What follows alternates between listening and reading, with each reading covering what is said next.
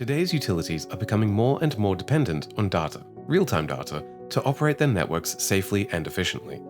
Many utilities are currently evaluating the automation and modernization of their communication systems. Utilities have a need for secure and reliable communication systems to be able to manage their networks and to continue to be able to provide customer benefits now and into the future. With the use of smart meters, the customer base is also getting smarter about their power usage. They're looking for detailed and real-time information to get compensated for voluntarily cutting back on their usage at peak times. The rollout of services such as these is impractical without a secure wireless network that can affordably and securely provide utilities with reliable connectivity to a wide variety of devices. A recent survey conducted by the Utility Broadband Alliance to gather feedback on broadband infrastructure strategies, challenges, and needs from mid-level management to the executive level at various utilities revealed a lack of education on the issues as the greatest challenge in supporting a broadband network, as well as a lacking communication network expertise. Historically, the challenging process of decision-making among business leaders has been driven by calculating the return on investment of a given decision. This is also true within utilities. While delaying an infrastructure upgrade may appear to be a prudent decision to reduce capital expenditures in the near term, it is fraught with significant financial risk in the long run. Here are some of the reasons organizations delay transformation. The fear of not wanting to rock the boat by changing something before it's time, this often ends up doing more harm than good. The lack of proactively seeking outside perspectives to identify where the organization is falling behind and taking action and making investments into the business, people, and technology and workflow processes in order to bring about positive change. Most utilities react after major events occur and lessons learned are implemented. The reactive mindset thinks if it isn't broke, then don't fix it, whereas the reality is that you ensure reliability by investing in it before these major events occur. Identifying an engaged sponsor to spearhead new initiatives is critical for successful transformation. However, reorganizations often end up postponing any progress due to changes in the leadership team where successors may not have, for example, the same vision valuing investment for smart grid initiatives. Investor-owned companies generally create value for stakeholders by making informed, yet somewhat risky investments. Utilities often avoid risk at all costs and implement ideas of marginal improvements and in conservative investments, focusing on tried and true solutions first gate to try instead of something new. On the flip side, there are many more reasons to consider a communications infrastructure upgrade, as will be discussed further, and include regulatory compliance, cybersecurity, aging infrastructure and workforce, natural weather disasters, and decarbonization. Utilities need to prioritize generating a strategic communication roadmap that will enable them to meet these challenges. The regulatory environment is constantly changing, whether it is in support of real-time metering or other customer benefits. Yesterday's infrastructure capabilities are lagging behind upcoming technologies and policy development, while state governing bodies are seeking to sync policy with a rapidly changing energy market. Several states are finding that these technologies and practices are outpacing regulatory policy and that changes are needed to appropriately value their contributions or costs to the grid. While the changes are significant and rapid, in the case of energy, for example, most electricity is still provided by large central power plants, and the ultimate balance of centralized and distributed energy resources is yet to be determined. The challenges facing state policymakers are how to craft policies that promote cost-effective investment in the electricity system, while allowing innovative technologies and new energy management approaches to flourish and compete in a rapidly shifting environment. This effort will require states and regions to adapt their policy regimes and infrastructures which were designed for a centralized energy grid with one-way energy flows to its end customers. Today, they must craft policy that will function with less centralized electrical systems that incorporates multi-directional energy flows between energy providers and customers, or even directly between customers or other entities, and includes a far greater number of market participants. Continuity of supply and safe operation is of paramount importance for utilities. With ransomware hacking of utilities' IT and OT networks in the news, this is a critical and growing issue. Security is of equal importance to wireless networks. LTE networks have multiple layers of very advanced security built into the RF links to remove risks of unwanted attacks. It is a tried and trusted technology with broad device compatibility. Additionally, a private network allows implementing deeper security protocols at the level needed to protect the data.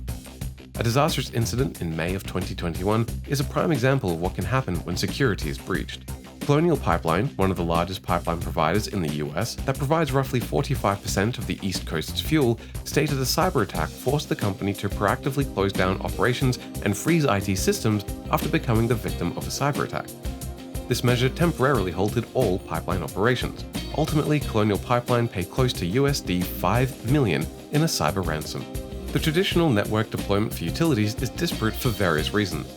Mergers and acquisitions, legacy systems managing different aspects of the utilities infrastructure and mission-critical applications including voice, supervisory control and data acquisition, advanced metering infrastructure, and backhaul. These mission-critical networks have proven to be resilient, reliable, and require minimal maintenance or upgrade over time. However, many are nearing end of life and in need of a tried and tested replacement that can accommodate the breadth and depth of digital information. In addition, many subject matter experts who support these systems are also aging out of the workforce. As these resources retire, they take their institutional knowledge with them, presenting challenges for the operation of networks as well as the cost of hire or retrain employees. With these disparate networks, the wireless technologies vary from land mobile radios, licensed and unlicensed spectrum, and mesh radios to high-capacity point-to-point radios. Historically, these radios have been proprietary to vendor-specific implementations. In turn, this has created fear within the industry that key connectivity technologies needed for utilities application will become prematurely obsolete. As such, there is an emerging trend towards converging these networks into a singular high-speed, low-latency, highly secure, standards-based private LTE network. LTE is based on a 3GPP standard, and unlike proprietary networks, it has been reviewed and tested by hundreds of network providers around the world, ensuring that the built-in network security is robust. Private LTE networks provide utilities with an economical solution that enables them to consolidate most of their applications onto a single network standard. With only one standard to build and operate, the total cost of ownership is lower than maintaining multiple single-use networks. Due to its ability to provide high bandwidth, low latency, and improved performance capabilities for digital transformation initiatives, private LTE networks have the power to greatly reduce operating expenses related to aging infrastructure upgrades. A report released August 2021 by the Intergovernmental Panel on Climate Change stated that global warming is dangerously close to spiraling out of control, warning the world is already certain to face further climate disruptions for decades, if not centuries, to come. The deadly heat waves, major hurricanes, and other extreme weather events that are already happening will only become more frequent and severe. The catastrophic grid failure in Texas in early 2021 with Winter Storm Uri is another dangerous example of what can happen if utilities don't plan ahead and take actions to invest in infrastructure to keep up with the times. The root cause of the problems in Texas are well documented to be a combination of energy sources, gas facilities and coal piles that became frozen, combined with increased demand due to extremely cold temperatures and limited inter-grid connectivity to import power from other ISO regions.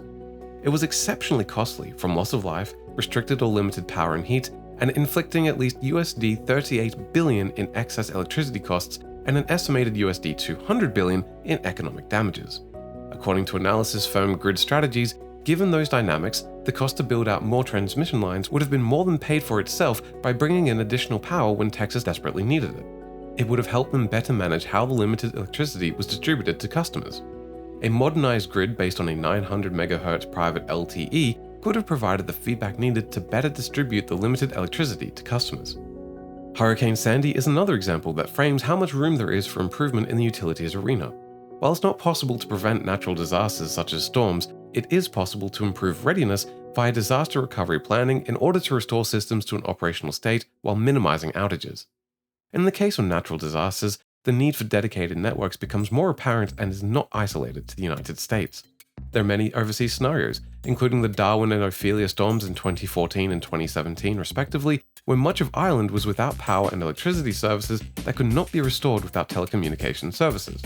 During the country's 400 MHz auction process, Ireland's TSO urged the Irish telecoms regulator for a dedicated smart grid network, stating, "In such a situation, EirGrid cannot depend on public communication networks as these may be compromised by a widespread and prolonged power outage." Many large utilities have faced pressure from their investors to take measures in order to secure their position of survivability through climate-related transitional and physical risks. While many utilities are setting aggressive targets, the majority of them are also counting on major advances in related technologies, such as carbon capture and sequestration, advanced nuclear reactors, green hydrogen, longer-lasting battery storage, and carbon offset credits to achieve their ambitious goals. The takeaway here is that increased pollution will come as a result of inaction or failure to pursue decarbonization initiatives, including advanced communication systems. In 2020, many utilities were actively participating in the Citizens Broadband radio service auctions, and now with the ability of the 900 MHz broadband spectrum, they have two complementary spectrum bands available.